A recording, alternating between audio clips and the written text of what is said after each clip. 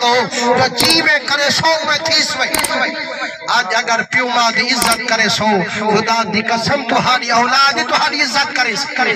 تے جے پیو ماں کو رکھے سو والا پیو ماں دے بات تو ہاں امید نہ رکھو جو اولاد ساری خدمت کرے سے مسلمانوں وہ ایک حکایہ تھائی تے حکایتہ ہو جن سبق دے من واسطے فرمائے نے ایک نگار ہوئے پیو ماں دا ایک ہوئے تے محبت دی شادی کی تو کئی سال شادی کو گزر گئے 8 سال دا پتری ہوئے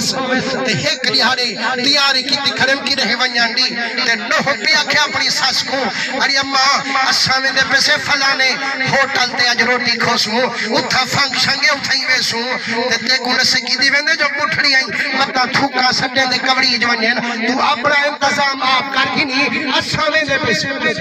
وہاں کے بختیاری اس سلنڈر دے دوریں اے ہون تو چلیں دی ہمیں روٹی پکا تے کھویں دی ہمیں اٹھا درساگ انسان دے میں کو سلنڈر بالا ڈڑا کنا اسے میں کی میں کرے سا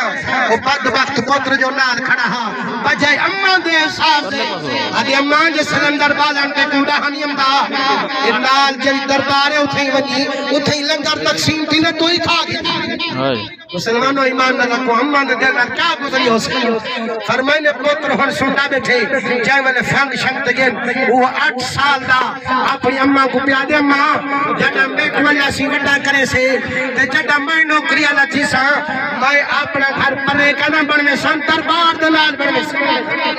وہ کہ دربار نال کیوں بنوے سے کہ تو میری دادی کو کھدی ہیں جو میری سال تے کو کھلتے میں سے مطا اٹھڑا اٹھے پاتے دے اٹھے آوے مسال نال قرآن پھرن ونیا تے تو وال تکلیف کرے نہ ٹورتے میں ونجنا پوے تو ہی دربار دے وقت